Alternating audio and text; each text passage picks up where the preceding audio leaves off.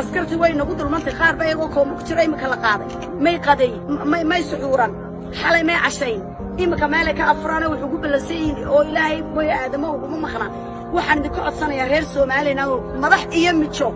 saacada laga bilaabay aynu joogno baaqaan idin dirayaa waxa weeyaan inamadaana ka codsanaya inay meel walba gaarsiiyaan in dadka askarta waxay cunaan iyo waxay cabaan iyo suxuur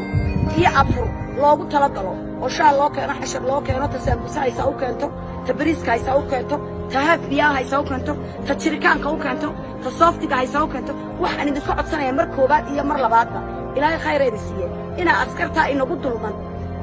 mid walayba hadii mid waliba saxan tag way gurigeeda ka soo qaado believe me waxaan uba